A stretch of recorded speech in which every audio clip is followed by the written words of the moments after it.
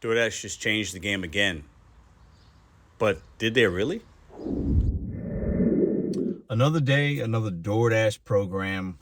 A lot of people freaking out. A lot of people having an opinion. I've seen a lot of videos being made on YouTube. I have yet to click on one because I wanted to give you my raw opinion on this new program that many people have sent me this week. So I wanted to come in this with my opinion, how I read this, how I dissect it, what it could mean for you without having I haven't dug deep into any of this information besides what's been sent to me. And I'm going to see, listen, let's talk about it together and y'all tell me what I'm missing down below.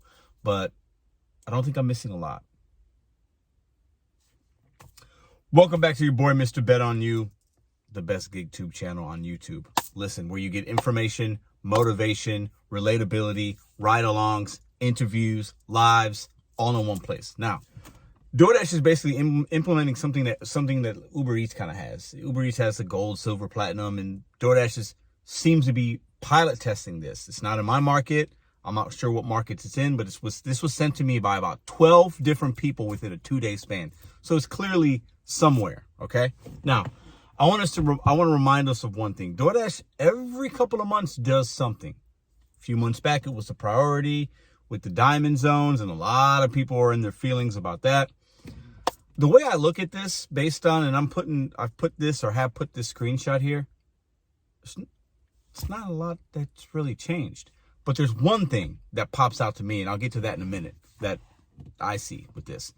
But if you're in a diamond zone, and diamond zones are in a lot of places, DoorDash already is telling you got to get 50%, keep 50% to get priority on high-paying orders. High-paying meaning one like this. Not really high-paying, right? But the miles to money makes it high-paying. Or you might see orders like these couple I'm putting here that I got this week. These are high-paying orders to me. I like them. I do them all day long.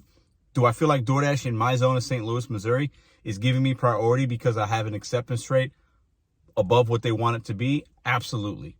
Other people have come to my town with a low acceptance rate. I typically do much better than them. I get more orders.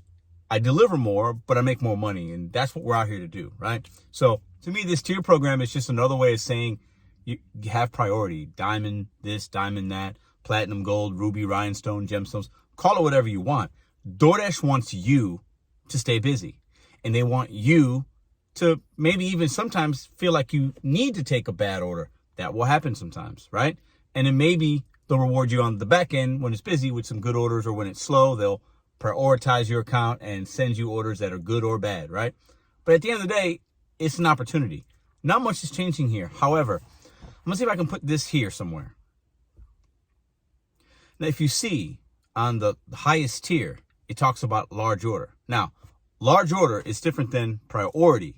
Or high-paying order, I'm sorry. Priority on high-paying orders. High-paying order could be one of the $4 or $5 ones I just showed you. That could be high-paying if it's going a mile or 2 or even 3, right? Large order is different. Large order might be, is that a catering? Is it a large order? Is large order program? Right? Okay, so follow me. Is it subtotals over 100 or more? I'm not going to pretend like I know. I get subtotals over 100 or more sometimes, but I'm not part of the large order program. There are certain criteria you have to meet to be in that program. I meet them, but obviously there's enough drivers in St. Louis. I have not been able to get on the large order program. Now, this is the one thing that's interesting to me.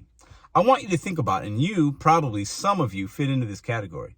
You don't keep your acceptance rate high. Let's say it's 10%. You're a cherry picker. Good for you. If you're making money, I got no problems. It's all good. Make your money. But you're in the large order program, whether you just got into it or you've been into it for a while because you were part of the old DoorDash Drive program.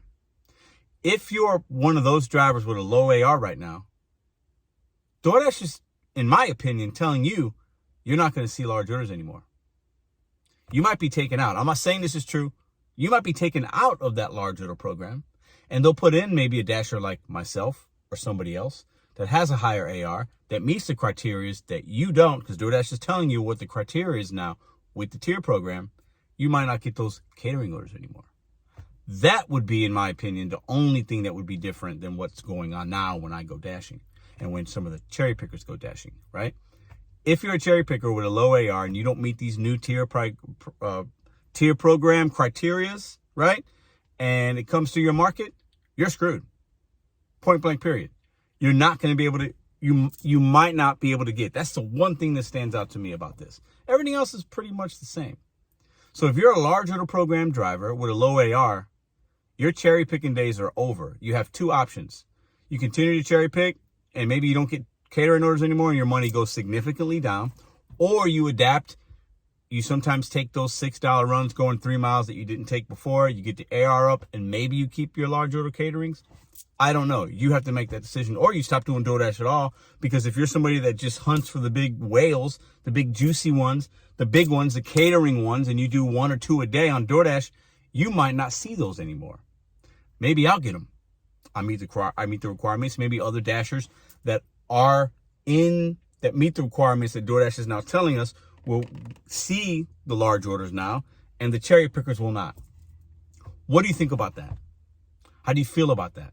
As an independent contractor, do you feel like this is unjust? Do you feel like now they're treating us like employees and you got to do this, you got to do that? Uber does it. I don't fucking hear anybody talk about Uber. And large order program, is there one? I have no idea. But everybody gives crap to DoorDash when they do it. But when Uber does it and has been doing it, and other apps do it, Instacart has a tier system, right? And they say the same exact thing that Uber's now implementing. If anything, Uber's just taking ideas from these other apps because they want drivers to have a higher AR, which means more consumers getting orders quickly, more consumers being serviced, less refunds and issues DoorDash has to pay out, more money for them. And for some dashers, that means less money. And for other dashers, it might mean more money. And I'll keep saying it and people won't like it. All the people that look at DoorDash a certain way, right, and really don't like the app and whatever, their ARs are always really low. They're living in 2018, 2019, 2020, maybe even 2021. They have not adapted. They haven't adjusted. They're working the apps the same exact way and expecting a different result. The world is changing. You adapt or die. I'm not going to die with the gig economy. I adapt, and my money and my earnings for the time that I'm out is the same or sometimes a little bit more, but it's not going down. Make sure you're doing what you can in the gig economy as an independent contractor, because we're independent contractors, right? Our costs and our things that we have to do change. They should, like other independent contractors. We're not employees. And if you feel like DoorDash and Uber and Instacart, because they're all about the same when it comes to these tier programs now, if you feel like they're manipulating you, please stop doing the app. Find something else to do. A lot of people are going back to a W-2. There's a lot of perks and benefits to that, right? I'm not somebody that has to do that right now, but I'm in a different situation than probably many of you guys, right? But if you're a low AR cherry picker, your days are numbered. We've been saying this. We knew this was going to happen. It is what it is. You can get emotional and get mad about it, or you could adapt and figure it out and you just go make your money. It's not that difficult. But for me, this is really just a shot at the people with the low ARs that are in and still seeing the large orders. I think your days are done with the large orders.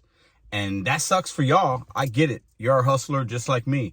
But it is what it is. It's black and white. It is what it is. We can complain and cry, or we can adapt and decide I'll still do DoorDash or I won't do DoorDash.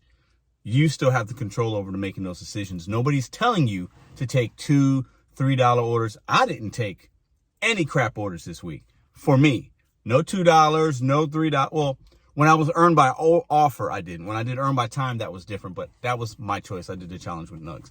When you do earn by order, you don't have to take those orders. Decline it. Decline it. Decline it. I didn't take any of those when I had those good days. Yesterday, the day before, Monday was pretty decent, right? Wednesday was the day I did earn by time, and it sucked. I didn't like it. I delivered several $3 orders, but I did that on purpose. I knew what I was getting myself into. When I was doing earn by order with the priority in the Diamond Zone, I didn't see many $2 and $3 orders the last couple of days. Take that for what it's worth. This new tier program thing, it's not, who even knows where it is? Because I didn't email the 12 people back asking them what market they were in. I was busy doing stuff, but I wanted to make this video. I see everybody, I've been seeing the thumbnails. I have not clicked on a video. I might be completely off. I might be saying exactly what everybody else is saying. I don't know yet. I'm not going to watch those videos until after this video premieres to see where my ideology lies with my fellow content creators. But at the end of the day, it's not a big deal. Like, I'm not fazed by it. It is what it is. I've been adapting since last November. So for me, I'm good. I'm built for these changes. Other people will not be and are not and will not change. And they're going to continue to make the same decisions, make the same money, and be in the same position. You can do better than that. See you tomorrow.